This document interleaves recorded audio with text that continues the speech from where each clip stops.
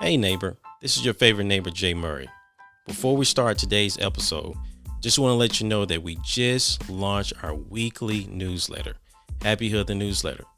This is a great opportunity for you to receive more meaningful content to help you grow your faith, well-being, and leadership skills. So go to happyhood.com to subscribe. That is happyhood.com, HAPIHOOD.com.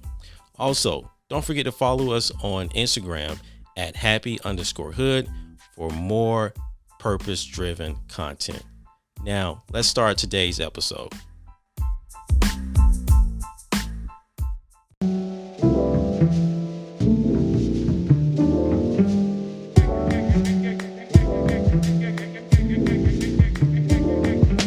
I lay down to dream. I dream to awake. Thankful for what's on my plate. Now remember to breathe. Cause gratitude is free. Inhale humility. Exhale entitlement. Cause gratitude is free. Inhale humility. Exhale entitlement. Cause gratitude is free.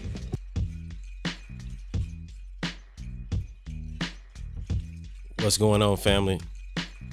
Welcome back to the neighborhood. I'm your favorite neighbor, Jay Murray, and you are listening to Happy Hood, the podcast. This is our attitude of gratitude. This is where we take a moment to create a space just to be grateful, to shift our attitude into an attitude of gratitude. And the way that we do that is do it through our breathing. We inhale humility, healing, forgiveness, thankfulness, and then we exhale entitlement, hatred, unforgiveness, shame. And when we do that, we give ourselves this ability. We are able to exercise this muscle, this God-given muscle, I believe, to be grateful, to simply be grateful. And today, family, walk with me, talk with me.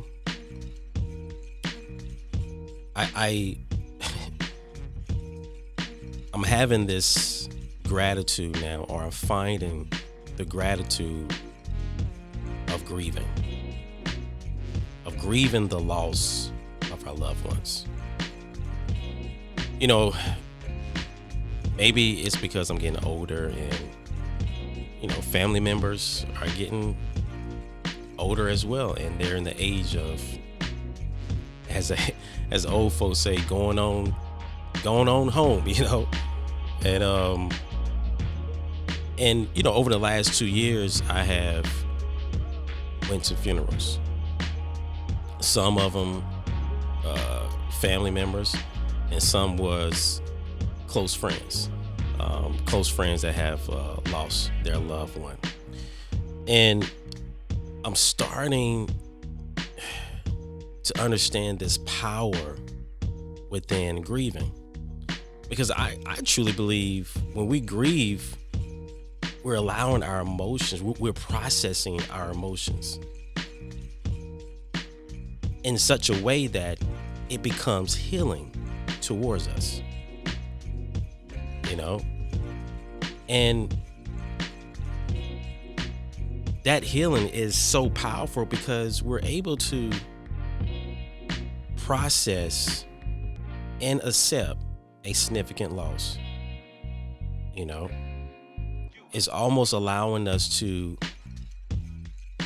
understand where we've been, where we are, and where we're going, right? It allows us to connect back to that loved ones, to remember them, to not allow who they are and what they was to us to just die off, right? And family, as I think about my grandmother, and as I think about her now being at home with the Lord and her no longer being here, right? And I'm still grieving the loss of my grandmother. And it's been now for a year and some change. And I had to kind of sit with that and just kind of meditate on it and really identify that I'm still healing. I'm still processing the emotions. And I'm seeing the greatness or the benefit of this healing is that I have the ability to remember them, right? Like my grandmother, she was a grandma. She did so many different things, so skillful.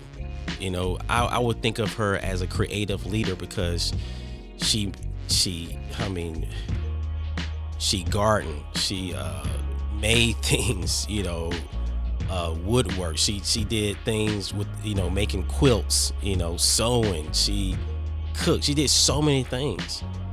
And I'm seeing through the power of grieving that I have the ability to continue to remember her by doing those same things, you know.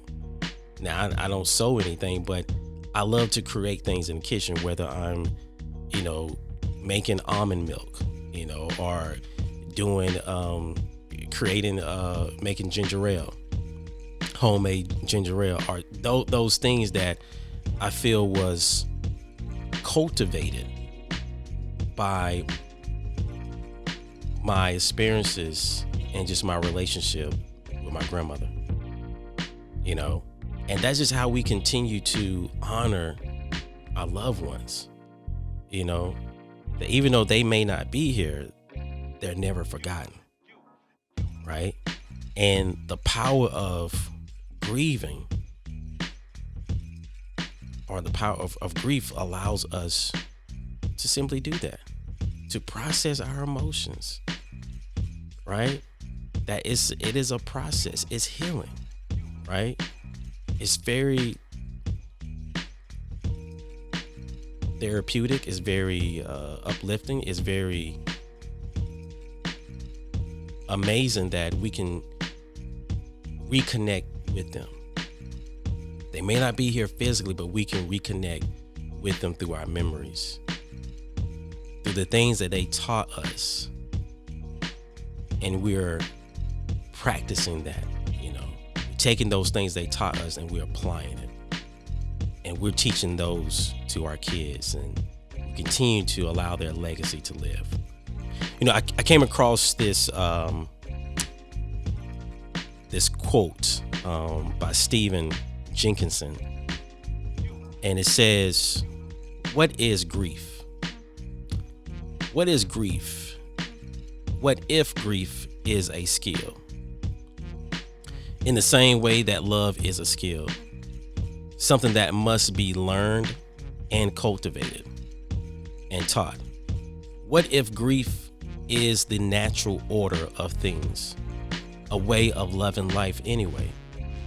Grief and love of life are twins, natural human skills that can be learned first by being on the receiving end and feeling worthy of them, later by practicing them when you run short of understanding." You know, when some things we may, of course, we don't know what occurs or what, you know, the reason or why, right, someone had to leave us so soon. But what we can do is continue to allow our emotions to be processed. Continue to find ways to remember them, you know, and understand that, hey, you're healing. You're healing. You know what I'm saying? You are healing. So, to the individual out there that may be listening to this that may have lost a very special someone, I pray that you will find gratitude in grieving. Yeah. Inhale humility, exhale entitlement. Till next time, love God, love yourself, love your neighbor. I'm your favorite neighbor, Jay Murray. Be blessed.